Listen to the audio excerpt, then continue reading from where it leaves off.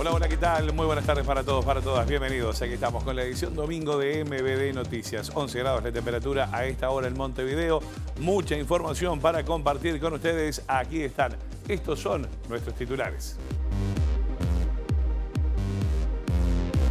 Con la presencia del presidente Yamandu Orsi y del ministro del Interior, Carlos Negro, el Poder Ejecutivo lanzará este lunes el proceso para elaborar el Plan Nacional de Seguridad, que deberá estar terminado en el primer semestre de 2026. La Fiscalía confirmó esta semana que los delitos comprobados por espionaje estatal entre 1985 y 2005 prescribieron, pero las víctimas anuncian nuevas acciones para poder juzgar a los responsables. El director ejecutivo de la Fundación Aganar, Alejandro Rico, reconoció que durante el gobierno de Luis Lacalle Pou, su organización ganó el 60% de todas las licitaciones a las que se presentó. El Ministerio de Industria, Energía y Minería aprobó una resolución para que la semifinal de la Copa América Femenina de Fútbol entre Brasil y Uruguay sea transmitida el martes por Canal 5. Denuncia de trabajador de las canteras de piedras preciosas en Artigas sobre trabajo semiesclavo encendió las alertas del Ministerio de Trabajo y del Sindicato Metalúrgico sobre prácticas laborales propias del siglo XIX al norte del Río Negro.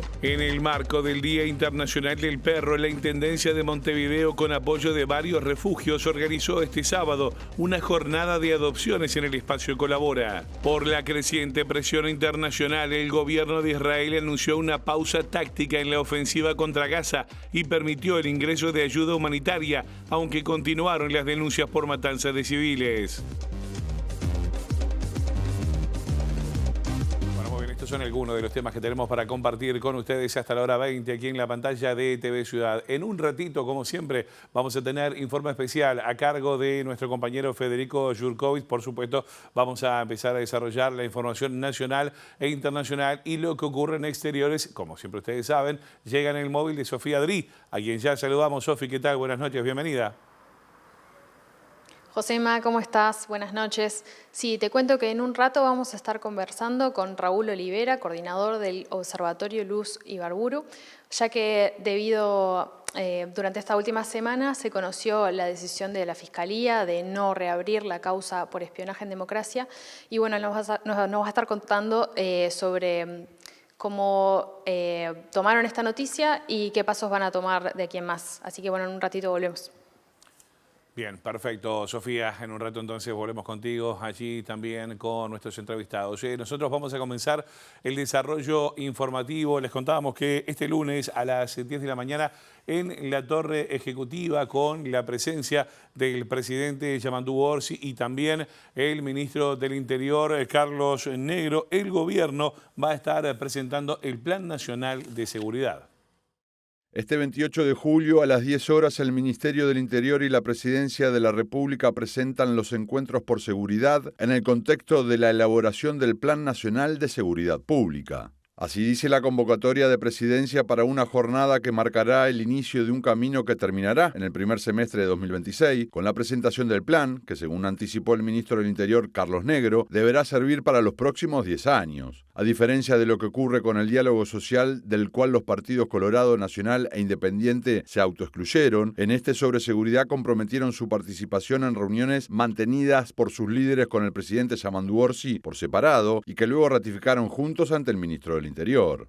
Pese al consenso sobre la importancia de abordar el tema integralmente y como política de Estado, se advierte que será un proceso intenso como ya lo está haciendo en lo previo, con declaraciones de la oposición sobre la supuesta improvisación del gobierno por hacer promesas en campaña sobre seguridad sin contar con un plan específico. Además, la semana pasada se conocieron cifras sobre denuncias de delitos que consignaron una baja durante el primer semestre del año y que según el gobierno se debe a los cambios introducidos en los patrullajes y en una mayor presencia policial, entre otros factores, pero que para la oposición es producto de la continuidad de las medidas adoptadas en la pasada administración. Además de los partidos políticos, el ministro Negro anunciará este lunes que participarán referentes de la sociedad civil, de la academia y de diversas instituciones y organismos, y también se espera que brinde un diagnóstico de la situación como punto de partida e insumo para la elaboración del futuro plan de seguridad. Bueno, esto va a pasar, como decíamos, mañana, lunes, a las 10 de la mañana en la Torre Ejecutiva. Pero también otra reunión clave se va a estar realizando esta semana, y esto tiene que ver con el día martes, también allí en la Torre Ejecutiva, pero en este caso entre el director de la OPP, Rodrigo Arim, y una delegación del Congreso de Intendentes. Esta comitiva estará integrada por el presidente del organismo y jefe comunal sanducero, el nacionalista Nicolás Olivera, el Frente Amplista e intendente canario Francisco Leñani y el colorado e intendente de Rivera, Richard Sander. Los intendentes van a buscar ponerse de acuerdo con la OPP en el monto de las transferencias que realizará el gobierno central, que el viernes había propuesto que fuera de 80 millones de dólares, de los cuales la mitad correspondería a Montevideo y Canelones. Los gobiernos departamentales aspiran a que sea más y se lo harán saber a Rodrigo Arim este martes. Y en este contexto, justamente, el director de la Oficina de Planeamiento y Presupuesto afirmó en las últimas horas que el gobierno también tiene el foco puesto en los gobiernos municipales y en cómo se vinculan y complementan con las intendencias y el gobierno central para poder mejorar justamente la gestión y optimizar los recursos económicos. Nosotros y nuestra vocación desde el Gobierno Nacional, y esto es un mandato específico del Presidente de la República, Yamandu Orsi, me ha planteado, tenemos la obligación institucional de colaborar en estos procesos, sin invadir autonomías ni departamentales ni municipales, pero simultáneamente fomentando y generando una estructura de incentivos razonable para mejorar la forma en que las políticas nacionales llegan a cada rincón del país, cómo se articulan con los municipios, cómo se articulan con los gobiernos departamentales, cómo también los gobiernos departamentales dialogan con los municipios y cómo en algún sentido somos capaces de fomentar el desarrollo en el territorio nacional a partir de esta lógica de hacer confluir en forma sinérgica acciones de distintos niveles de gobierno. Esto parecería ser una obviedad y sin embargo no lo es. Estamos repletos de ejemplos en la historia reciente en donde muchas veces las decisiones que toman gobiernos departamentales, municipales y nacionales pueden no necesariamente ser consistentes con ciertas finalidades. Por lo tanto, tener programas específicos que intenten colaborar con el fortalecimiento de los gobiernos municipales y que intenten mejorar la articulación y la creación de puentes con las políticas departamentales y nacionales es un objetivo que tenemos específicamente en la Oficina de Planeamiento y Presupuesto. Y nos vamos a, yo diría, en estos años que vienen, lo vamos a asumir como una tarea medular de la OPP. Bueno, vamos a cambiar de tema ahora, un asunto que les contábamos en nuestros titulares. La semifinal de la Copa América Femenina de Fútbol se podrá ver, además de por TV Ciudad, como viene ocurriendo desde que comenzó justamente el campeonato en el 6.1. También se va a poder ver por Canal 5, gracias a una resolución firmada este sábado por la ministra de Industria, Energía y Minería, Fernanda Cardona. La decisión se basó en el artículo 51 de la Ley 20.383, aprobada en octubre de 2024, y que prevé que en instancias definitorias en las que participen las selecciones de básquet y fútbol, y cuando no exista ningún otro prestador interesado, el sistema de radio y televisión pública deberá hacerse cargo de garantizar la transmisión. El partido será este martes a partir de las 21 horas frente a Brasil, y ambas selecciones jugarán sabiendo cuál será el equipo rival en la final que se disputará el sábado 2 de agosto, ya que la primera semifinal entre Argentina y Colombia se jugará este lunes. Las dirigidas por Ariel Longo llegan a esta instancia clave tras haber quedado segundas en el grupo A detrás de Argentina, única selección que derrotó a las celestes en primera fase, en la que le ganaron 3-0 a Chile, 1-0 a Perú y empatando 2-2 en la fecha inaugural contra la selección anfitriona Ecuador. Las campeonas y subcampeonas de la Copa América clasificarán de forma directa a los Juegos Olímpicos que se desarrollarán en Los Ángeles en 2028, mientras que las terceras, cuartas y quintas accederán a los Juegos Panamericanos previstos para 2027 en Lima, Perú.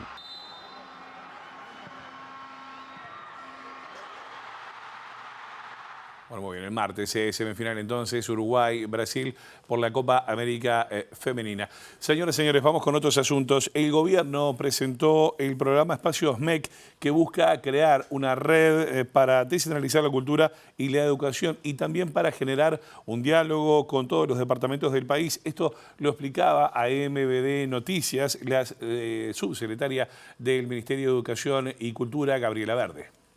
Un hito fundamental para el Ministerio de Educación y Cultura, pero también para todo el país. Serán espacios de cultura, de educación, de ciencia y de innovación, que serán en todo el país, en el interior del país, en los lugares más lejanos de las capitales, donde el Estado vuelve a instalarse y tendrán las características de toda la política pública al servicio de los territorios. Esa ida y vuelta desde la capital no tiene que quedarse solo como que la capital es la productora del conocimiento, de la cultura y lleva al territorio. El territorio también tiene mucho para hablar en estos aspectos y sus reclamos también hay que ser atendidos. Estamos trabajando con Clemente Estable, que está dentro del propio MEC, todo lo que tiene que ver con cultura científica, con el Plan Ceibal, por supuesto, nuestro mayor aliado, y bueno, las universidades, la UTEC, también todo lo que tiene que ver con Antel, UTE, todo lo que se pueda desarrollar a nivel de la ciencia, la tecnología y la innovación, estará al servicio de estos espacios. Espionaje en democracia, ese fue el asunto que nos contaba y nos anticipaba Sofía Adri en el arranque de esta edición domingo en MBD Noticias. Bueno, ya nos dio un adelanto, ahora desarrolla. Adelante, Sofi, te vemos, te escuchamos. Josema, sí, así es, como lo adelantábamos hoy, tenemos por aquí a Raúl Olivera, coordinador del Observatorio Luz Ibarburu. Raúl, muchas gracias por hablar con nosotros. Bueno, el fiscal Machado decidió no reabrir la causa. ¿Cómo se tomaron esta noticia? En principio con cierta decepción y también con la esperanza de que de alguna manera encontremos nuevos caminos para que esto no quede impune. El fiscal Machado y la adjunta nos recibieron durante 2 horas para explicarnos las razones por las cuales no hicieron lugar al archivo. Desgraciadamente, digamos, desde el punto de vista formal, solamente nos entregaron 4 o 5 palabras muy escuetas, diciendo no que en aplicación de un artículo del Código del Proceso Penal no hacían lugar al desarchivo de la causa. Nosotros sabíamos que teníamos 2 desafíos para cumplir con esta patriada que habíamos iniciado desde el punto de vista de que no quedaran impunes los delitos cometidos en democracias con relación al espionaje. Uno era lograr que se desarchivara la causa, que establece que de alguna manera necesita el cumplimiento de un artículo del Código del Proceso Penal, que uno tiene que presentar determinados hechos nuevos. Si logramos el desarchivo de la causa, entraríamos a otro aspecto que es el tema, digamos, de fondo del asunto, que era así definir si los delitos que el fiscal había determinado que existían, estaban amparados en la prescripción o no.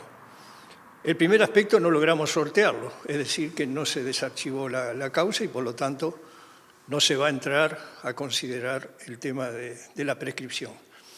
La razón por la cual la Fiscalía no hace lugar a esto porque dice que los hechos que nosotros presentamos no eran nuevos. O sea, nosotros presentamos como hechos nuevos una reserva que se había hecho de los archivos Berruti y también el archivo Castiglioni que se desarchivó después y más recientemente los archivos del terrorismo de Estado que están publicados en Internet. ¿Por qué? Porque hacen una lectura de los hechos nuevos diciendo bueno, que todos esos hechos, tanto los 2 archivos como la decisión del Archivo General de la Nación de declarar reservados los archivos Berruti, ocurrieron antes que se determinara el archivo.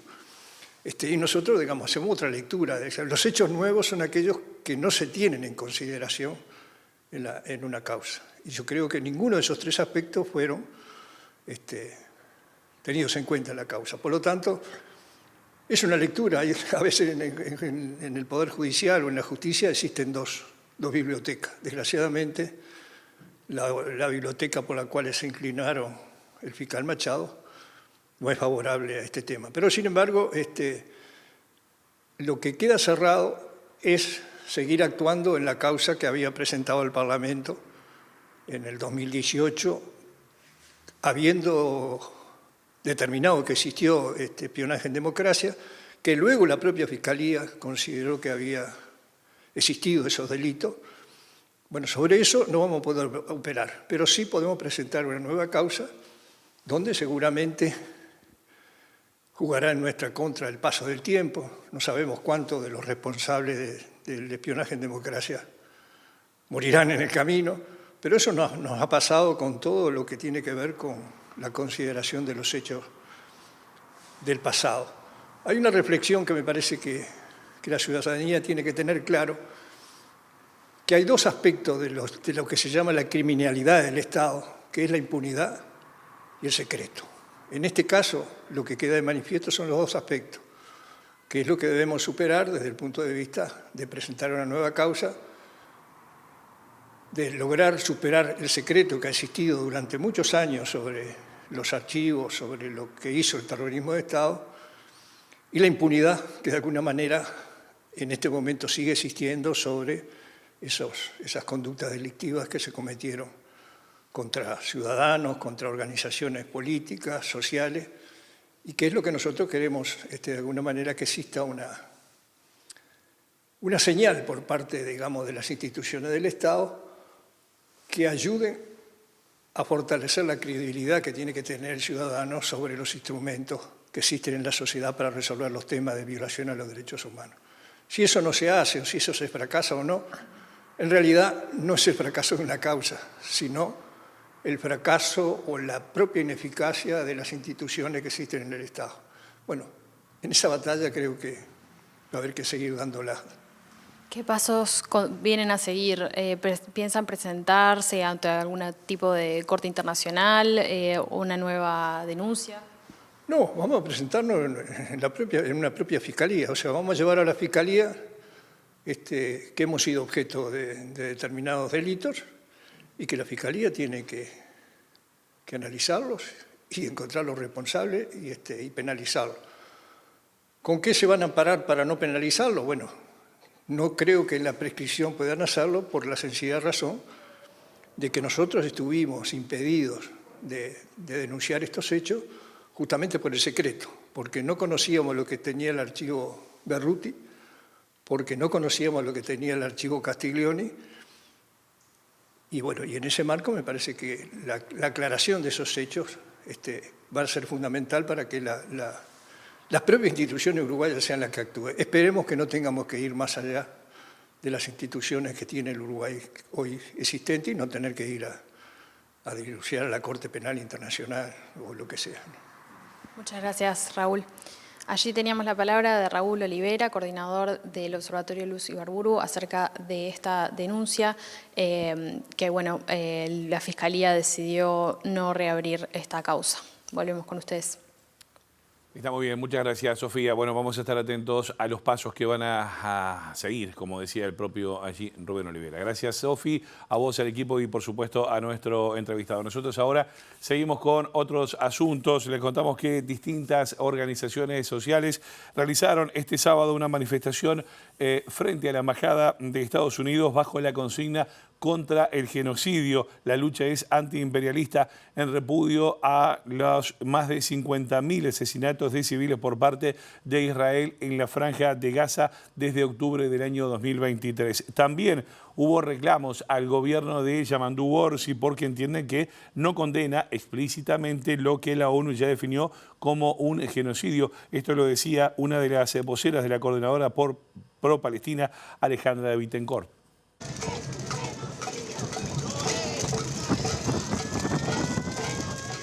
Estamos en una situación, desde la Coordinación por Palestina la convocamos ante la situación brutal que está viviendo Gaza.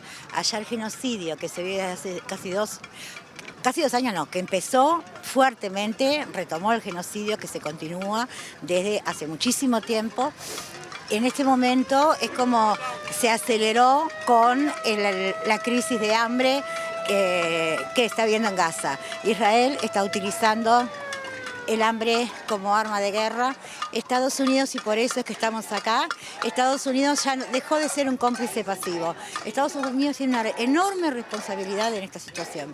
No solamente es quien abastece armamento y le da sostén político e impunidad, le garantiza la impunidad a Israel, sino que además actualmente es quien se encarga de la distribución de la ayuda humanitaria entre comillas, en 4 puntos en Gaza. De Bittencourt también se expresó sobre la postura del gobierno uruguayo ante este tema. Hemos presentado cartas al gobierno, nunca nos contestaron, pero las hemos presentado, planteamos nuestra discrepancia, enorme discrepancia, ¿no? Esto no es una guerra, esto es un genocidio y esto es lo que le estamos diciendo sistemáticamente al gobierno uruguayo. No puede haber confusiones. Acá no existe la neutralidad. Cuando hay un desequilibrio, nunca hay neutralidad, en realidad. Pero en una situación de un desequilibrio tan grande, la neutralidad es cómplice. Uruguay hoy es cómplice. Bueno, nos vamos ahora al norte del país porque trabajadores de una mina en Artigas denunciaron las malas condiciones en las que desempeñan sus tareas con extensas jornadas sin la debida protección y también sin pago doble cuando corresponde, entre otras irregularidades. El caso se conoció públicamente el pasado 18 de julio, una de las 5 fechas marcadas en rojo como no laborables en el calendario uruguayo. Che, Jason, el viernes 18 de julio, ¿vamos a trabajar o nos van a dar feriado? No, hay que trabajar, pues son brasileños, ¿viste? Hay que trabajar. ¿Mas cómo? ¿Vamos a pagar doble? No vamos a pagar doble. Vai ter que trabalhar para ganhar dinheiro. E aí, como foi? E como? Aí eu me retomei, como? Não, o homem chamou lá para o escritório lá, e o escritório disse que é feriado laborável. Eu digo, não existe. Pode pesquisar na internet, tudo que não. Não.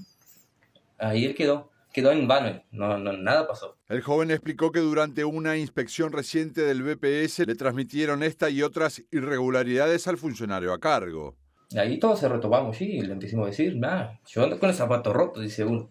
Y si mira, yo ando con el zapato roto y el casco roto y no da nada. Emerson señaló que si bien les liquidan las horas extras que realizan, no les hacen los aportes respectivos y aseguró que para poder salir de licencia les imponen trabajar 2 años de corrido. Hay varios sectores, yo por ejemplo gano $800, si yo hago hora extra, él me paga la hora extra.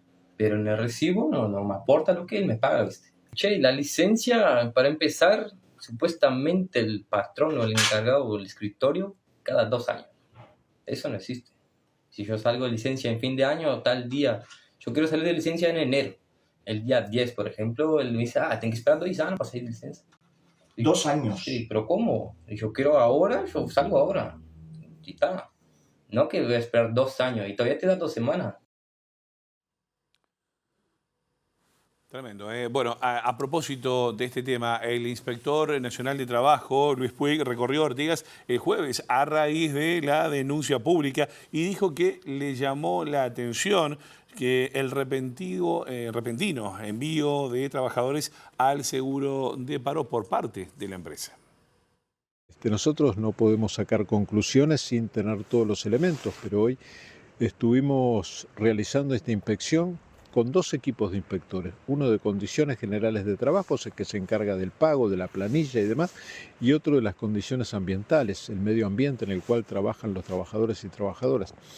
Y tal vez, si hubiéramos tenido la denuncia en el ministerio antes que se hiciera pública, yo tengo la impresión que tal vez hubiéramos encontrado más cantidad de trabajadores, hubiéramos podido interrogar más cantidad de trabajadores y sabríamos más de lo que pasa en esa cantera. Como no podemos prejuzgar, vamos a tener que basarnos en las inspecciones futuras que hagamos, porque la idea de la inspección de trabajo es lo que estamos haciendo en la caña de azúcar, poder hacerlo el año próximo en canteras de piedra, en el citrus, en el arroz, en los diferentes lugares donde hay condiciones de trabajo que realmente no se cumple con la normativa o al mismo tiempo que no se tienen las condiciones dignas para trabajar. Bueno, y a propósito de este tema, MB Noticias también consultó a Danilo Dárdano, que es justamente presidente de la Unión Nacional de Trabajadores Metalúrgicos y Ramas Afines. El dirigente dijo, entre otras cosas, que en virtud de la realidad laboral que se vive, el norte del país parece otro Uruguay, donde algunas patronales tratan a los trabajadores como si estuviéramos en el siglo XIX. Hay una historia muy larga de los trabajadoras y trabajadores de las piedras preciosas, especialmente en Artigas, no solamente. Y bueno, esta oportunidad también hemos estado conversando con esos compañeros. La idea es que se organicen, no es una tarea fácil. En Artigas hay aproximadamente unos 1.200 trabajadores y trabajadores, porque si sabemos que hay 1.000 aportantes al EPS, seguramente andan en 1.200, 1.300 en total. Es un desafío muy importante porque, como siempre mencionamos, el Río Negro hacia el norte la situación es muy complicada y también a nivel de organización sindical se nos complica por mucha persecución, por miedo a perder el laburo, informalidad, a veces te pagan una parte en blanco, otra parte en negro. La normativa es como que no existiera exactamente igual a lo que pasa en la zona metropolitana. Ahí tenemos un problema histórico a esta altura, que hay pocos inspectores del Ministerio de Trabajo también. Entonces, como que el norte especialmente es otro país.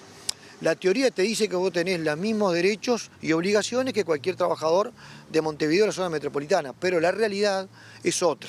Vos imaginate en una mina donde cuando vas a entrar están armados, no entra cualquiera. Hay mucha gente que viene del Brasil a trabajar, a veces en condiciones muy jorobadas, entonces vos tenés que sobrevivir con tu familia. Eso muchas veces es utilizado por algunas patronales que tratan realmente a sus trabajadores como si estuviéramos en el siglo XIX o principio del XX. Esperemos en el próximo día que logremos concretar una serie de afiliados que estamos trabajando en eso, hablando, pero cuidando especialmente el trabajo de ellos, porque lo peor que podría suceder es que sigan enviando gente al seguro de desempleo o inclusive despidiendo gente por el único derecho que estamos reivindicando, el primero, que es estar afiliado y reclamar sus derechos.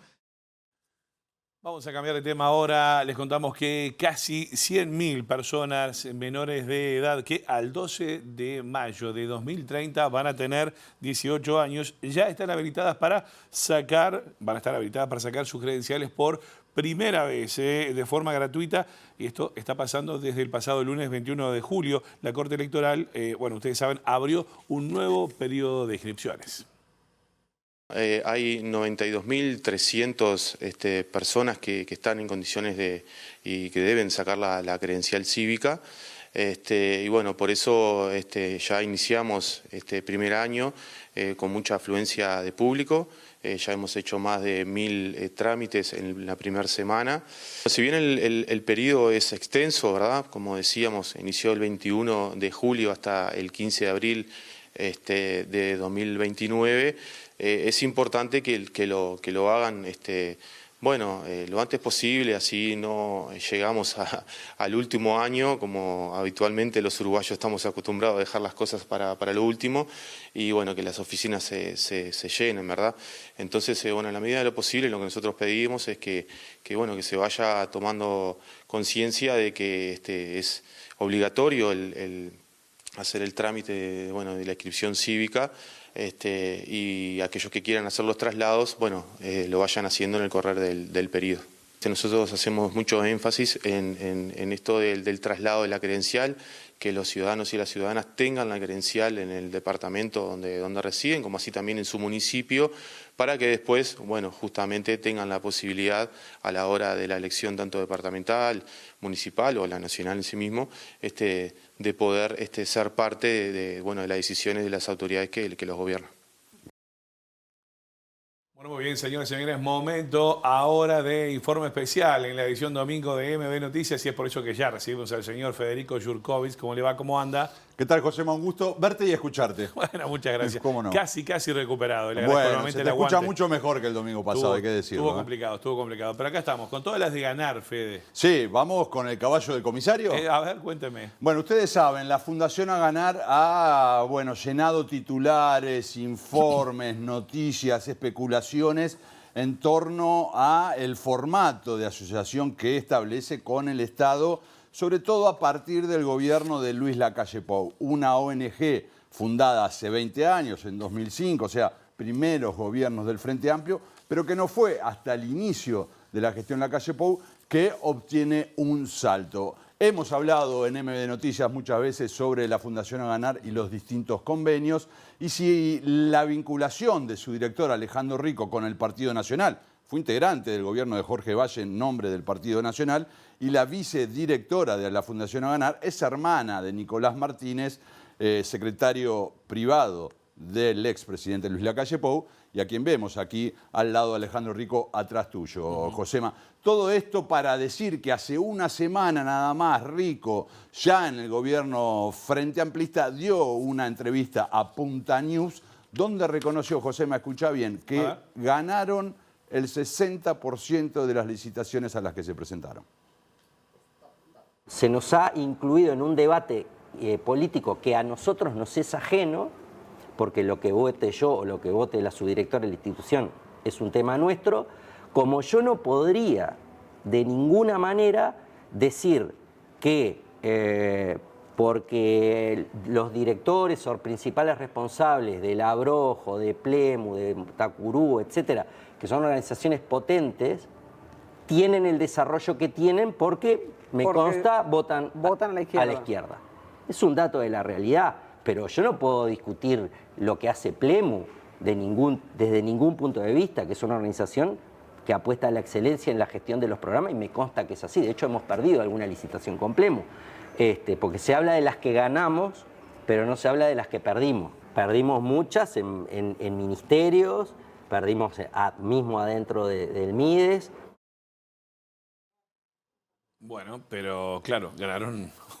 De 10 ganaron 6. De 10 ganaron 6, es un montón, ¿no? El número es positivo. Exactamente. Hasta 2022 era inversa la proporción, según las notas que estuve viendo, pero en definitiva no importa. Acá reconoce que ganaron el 60%, pero a su vez abre un juego que yo creo delicado, involucrando a otras organizaciones y dando a entender que votan de determinada manera como para liberarse de una supuesta carga de favorecimiento político. En esta entrevista, que dura 40 minutos, la pueden encontrar porque tiene muchas definiciones interesantes, él dice que sin embargo no tiene nada que ver este vínculo político. Vamos a escucharlo, Josema, antes de avanzar. Capaz que lo que hay, por eso digo que voy a desexorcizarlo, y capaz que decir cosas que no dije nunca en un medio de comunicación, hay que asumir, hay un aspecto ideológico. Y vamos a hablarlo y decirlo expresamente. No es novedad que el grueso de las organizaciones no gubernamentales de este país están dirigidas por personas que son votantes del Frente Amplio. Sí, afines ideológicamente a la izquierda. Afines ideológicamente a la izquierda. Algunos directamente militantes y dirigentes y otros simplemente votantes. Para lo cual los que trabajamos en sociedad civil no tenemos ninguna limitación, por lo tanto no está mal lo que estoy diciendo, pero es un dato de la realidad. ¿Qué es lo que pasó con nosotros? Yo no tengo ningún empacho en decirlo, aparte tengo una historia que no me permitiría ocultarlo, ni lo ocultaría tampoco. Ocupé un cargo de gobierno en el gobierno del doctor Jorge Valle en representación del Partido Nacional, soy blanco, y la subdirectora de nuestra institución, Verónica Martínez, es portadora de apellido porque es hermana del secretario particular del doctor Lacalle Pou. Sí, de Nicolás Martín. De Nicolás Martín. Bueno, esas son las cuentas claras de Rico, ¿no? Y iba a decir algo que no dijo, nunca había dicho en los medios de comunicación. Sí. Reconoce que hay un aspecto ideológico, pero lo utiliza como para llevar agua para el otro molino. Acá, una vez más, me parece muy riesgoso el juego que hace de asociar a determinadas ONGs con el voto de sus dirigentes sin que lo hayan explicitado ellos en alguna ocasión. Y entonces me pregunto, Josema, y se lo trasladé al diputado por Maldonado Joaquín Garlo, del Frente Amplio, él fue edil en la pasada administración, donde la Fundación A Ganar pegó el gran salto. Tanto en la Intendencia de Maldonado como posteriormente en Rocha y en Paysandú, 3 del Partido Nacional, donde de alguna manera sustituyó en muchas de sus funciones a lo que realizaba la Intendencia y ya no en programas específicos. Vamos a escuchar a Joaquín Garlo por qué el caso de Maldonado es específico y cómo vio los distintos episodios que involucraron a la Fundación a lo largo de los últimos 5 años, o sea, durante el periodo del gobierno nacional anterior. El caso de Maldonado fue muy particular porque, de alguna manera, fue el laboratorio que se utilizó entre el 2015 y el 2020 para luego reproducir ese modelo de contratación en el resto del Estado en sentido amplio, en otras intendencias departamentales a partir del 2020 e incluso en la administración central en el gobierno anterior. Por eso nuestro señalamiento de que en Maldonado la Fundación Aganar ha sido una agencia de colocación de personas vinculadas al gobierno, al partido de gobierno, con casos muy puntuales que nosotros hemos denunciado sistemáticamente de personas que han señalado que consiguen ingresar a través de la Fundación Aganar a trabajar en la Intendencia por sus vínculos de militancia política en el Partido Nacional. Garlo dijo que si bien los convenios comenzaban atendiendo determinados programas de la Intendencia, con el paso del tiempo se fueron desnaturalizando. Acá lo que vemos con la Fundación Aganar, insisto, es que se utiliza el mecanismo para prestar funciones o desarrollar tareas en los más diversos ámbitos de la Intendencia. Desde una persona que está en la recepción de una dirección general, sentada en un escritorio, que me ha pasado de ir a la Intendencia a realizar trámites y encontrarme en ese escritorio a una persona que me dice, no, yo estoy por la Fundación Aganar, ¿y por qué no hay un funcionario municipal en ese lugar? Bueno, dejo la pregunta planteada, Garlo, ¿eh? Y seguía en su desarrollo como diciendo, no hay explicación alguna para que no sea esa tarea en particular realizada dentro de la Intendencia por alguien que está afuera. Bueno, esto es lo que decía Garlo, y yo le pregunto, bueno, pero Garlo, el gobierno del Frente Amplio acaba de asumir y lo primero que hizo fue extender el contrato, en el Mides al menos, con la Fundación Aganar. Garlo reconoce, argumenta en función de lo que había dicho en su momento el ministro Gonzalo Sibila sobre una excepción por la necesidad de mantener el servicio. Garlo dice que eso es cierto, pero advierte que a partir de ahora hay que revisar el mecanismo. En el caso del gobierno nacional y del actual gobierno, hubo una definición vinculada a la garantía de que esos servicios que se estaban prestando no se vean interrumpidos, ¿sí? Que son servicios también con un componente social muy fuerte y que una rescisión de ese contrato o dejarlo caer y no prever la extensión durante este año iba a significar una rescisión de esos servicios que se estaban brindando, que el Estado eso no lo podía permitir. Entonces, son dos cosas distintas, ¿no? Yo creo igual que de aquí en adelante debemos revisar estos mecanismos, sobre todo en lo que respecta a los gobiernos departamentales, porque tenemos a consideración del Parlamento hoy el proyecto de ley que busca garantizar el concurso y el sorteo para el ingreso a la función pública, pero si llegamos a aprobar esa ley, vamos a tener todavía un vacío, un bache en términos legales que va a ser este otro tipo de contrataciones. Entonces yo creo que de aquí en adelante, primero, lo más importante es garantizar la transparencia en la generación de esos contratos. Y en segundo lugar, también generar la transparencia en las contrataciones de las personas a través de estos mecanismos. Los mecanismos no son malos por sí, el tema es el uso que se le da. La transparencia justamente es fundamental, Fede, ¿no? Y fue una de las primeras críticas que se le hizo en este caso a Sibila cuando asumió y estos contratos seguían, ¿no? Josema, va a seguir este tema porque hay diferentes miradas dentro del Frente Amplio, tanto Joaquín Garlo, por ejemplo, Eduardo Brenta también está trabajando sobre este tema. Los plazos corren, en algún momento el Mides concretamente va a tener que decidir qué hace y bueno, estaremos atentos a ver si hay una cuestión de ideología o también hay una cuestión también de la función misma que debe cumplir el Estado o una ONG, Josema, ya veremos. Fede, muchas gracias, como siempre, un placer, ¿eh? Bueno, muy bien, nosotros ahora cambiamos de tema. Les contamos que la ministra de Vivienda, Ordenamiento Territorial y Medio Ambiente, Tamara Paseiro, recorrió los departamentos de Salto y también de Artigas para conocer, según dijo, los problemas de cada territorio. Esto con el fin de generar políticas públicas específicas. Para nosotros es fundamental también la recorrida que hicimos por los distintos barrios, porque bueno, es una prioridad del Ministerio de la construcción de la política pública desde el territorio, y esto quiere decir el generar instrumentos que se ajusten a las particularidades de la localidad.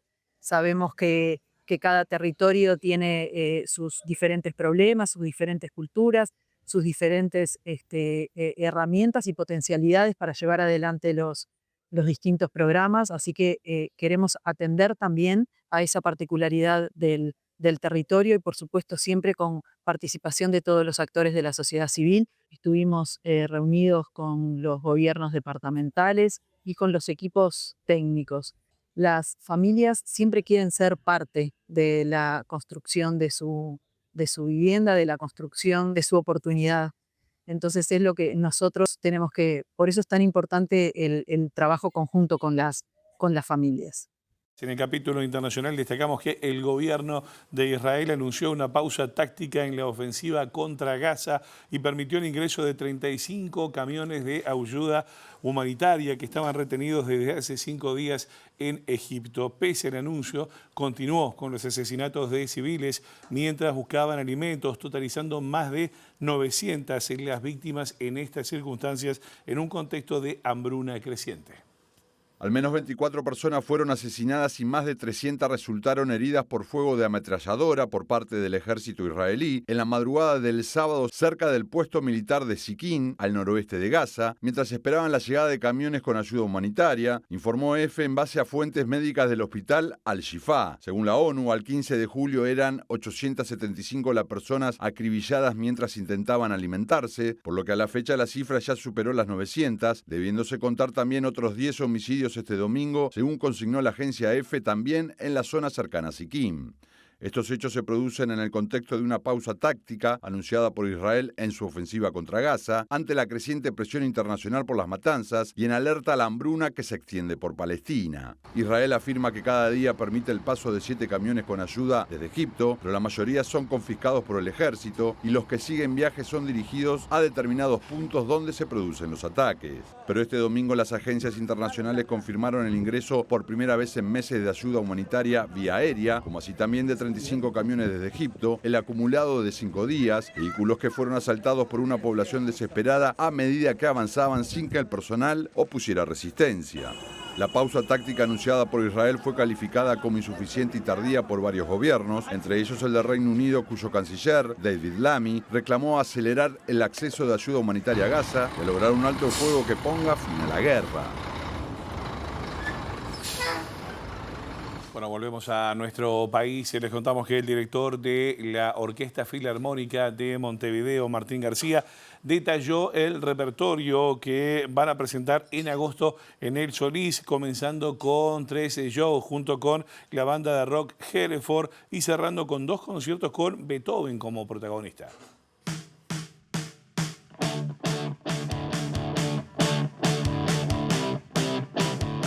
Y en este caso, con Hereford es un primer encuentro. Tenemos 3 conciertos, el 6, el 7 y el 8 de agosto en el Teatro Solís, con entradas que ya están prácticamente agotadas. Creo que queda algo para el 8, pero muy poquito. Y con un concierto que promete ser una cosa muy potente. Y después sí nos metemos con 2 conciertos sinfónicos con todas las letras, con todo el repertorio, volviendo, como cada tanto es necesario volver, a Beethoven, el 20 y el 27 de agosto, 2 programas que juntos los hemos dado en llamar en agosto Beethoven. El miércoles 20, un programa que está centrado en la Quinta Sinfonía, la famosa Quinta Sinfonía. El programa se abre con Burucuyá, de Eduardo Fabini, que como parte de este rescate que estamos haciendo desde la Universidad de la República, del material de las partituras de Eduardo Fabini. Y la semana siguiente, el miércoles 27, otro concierto centrado en una obra de Beethoven, el concierto número 1 de piano, con Javier Bezzato, que reside en Suiza, es un pianista uruguayo, con apoyo de la Embajada de Suiza. Bueno, una linda noticia. Les contamos que en el marco del Día Internacional del Perro, la Unidad de Bienestar Animal de la Intendencia de Montevideo organizó este sábado en el espacio Colabora una jornada de adopción con apoyo de varios refugios, jornada de adopción, como decíamos, que permitió unir animales que buscan hogar con personas que tienen espacio en sus casas y, como dijo mi amigo Fede Jurkovic, también en sus corazones. Nos enteramos por el celular, por internet, que nos apareció y empezamos a ver a los perritos y dijimos, tenemos que ir, porque tenemos la suerte de que tenemos terreno grande y hace poquito se nos murió uno y estábamos con esa. Así que ya estaban pensando adoptar. Sí, sí. A nosotros siempre nos gustó o adoptar o, viste, los que te vemos en la calle los agarramos. ¿Por qué se decidieron por este? Mirá, nosotros vinimos con la camita, con la frazadita y era la única que estaba temblando. Ella estaba, todo el mundo decía, está temblando, temblando y nadie la agarraba. A mí me encanta porque son lindos compañeros, viste que con poquitos ellos están contentos y están siempre ahí. Y aparte te alegran el día, ¿viste? Más para nosotros las personas grandes, que ya tenemos que andar más en la casa y todo eso, y los demás andan en la calle y todo lo demás, es una compañía. Hacía tiempo que estaba buscando adoptar un compañero, en este caso una compañera, y bueno, por eso decidí venir. Llegaron todos los perritos chiquitos y todo el mundo empezó a agarrarlos y ella quedó sola. Y nada, la agarré, la cargué y tipo desde que la agarré no se ha soltado, tipo ha quedado tipo acostada encima de mí, re tranqui, entonces creo que fue ella que me eligió a mí realmente. La consigna siempre es adoptar y no comprar, es poder darle una oportunidad a un animalito que evidentemente lo necesita. No sé si ustedes están viendo acá, yo les voy a contar una interna, esto no se puede hacer, pero todas estas mascotas que están acá son nuestras, todos adoptados y adoptadas, Emilia incluso. Bueno, a propósito de este tema, sobre la jornada también hablamos con el prosecretario de la Intendencia, Diego Olivera, y también representantes de los refugios.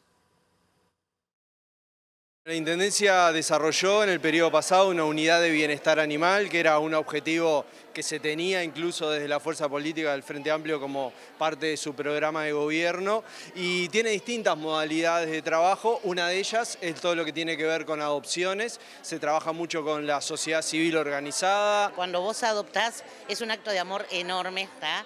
Que se te recompensa, el perro es lo más agradecido que puede haber, el perro rescatado, es un nexo para toda la vida y en realidad se rescatan los dos, es mutuo el rescate.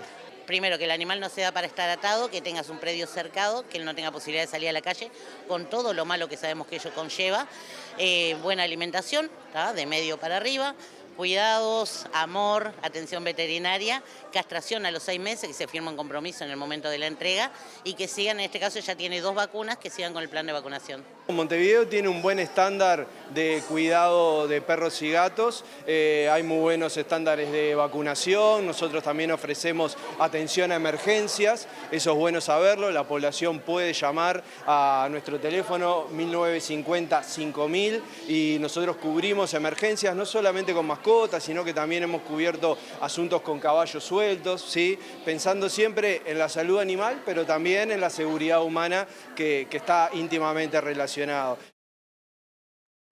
Bueno, una buena iniciativa entonces, por más actividades como esta. Un saludo también a la gente de la Liga Bichera, allí a Cristina Enrique y a toda la gente que trabaja a pulmón para poder dar una mano a estos animales. Bueno, estamos en el final, no nos vamos antes sin repasar el pronóstico del tiempo que dice el Instituto Uruguayo de Meteorología para el arranque de la semana. Ahí lo ven en pantalla. Mañana, el lunes, el 28 de julio, cielo nuboso cubierto, estará ventoso.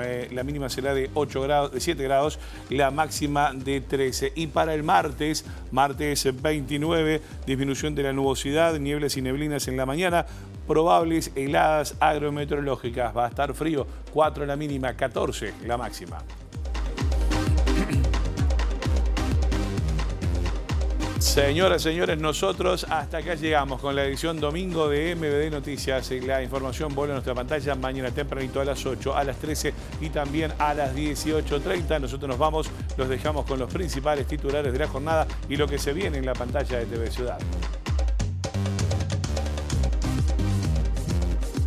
Con la presencia del presidente Yamandu Orsi y del ministro del Interior, Carlos Negro, el Poder Ejecutivo lanzará este lunes el proceso para elaborar el Plan Nacional de Seguridad, que deberá estar terminado en el primer semestre de 2026. La Fiscalía confirmó esta semana que los delitos comprobados por espionaje estatal entre 1985 y 2005 prescribieron, pero las víctimas anuncian nuevas acciones para poder juzgar a los responsables. El director ejecutivo de la Fundación Aganar, Alejandro Rico, reconoció que durante el gobierno de Luis Lacalle Pou, su organización ganó el 60% de todas las licitaciones a las que se presentó. El Ministerio de Industria, Energía y Minería aprobó una resolución para que la semifinal de la Copa América Femenina de Fútbol entre Brasil y Uruguay sea transmitida el martes por Canal 5. Denuncia de trabajador de las canteras de piedras preciosas en Artigas sobre trabajo semiesclavo encendió las alertas del Ministerio de Trabajo y del Sindicato Metalúrgico sobre prácticas laborales propias del siglo XIX al norte del Río Negro. En el marco del Día Internacional del Perro, la Intendencia de Montevideo, con apoyo de varios refugios, organizó este sábado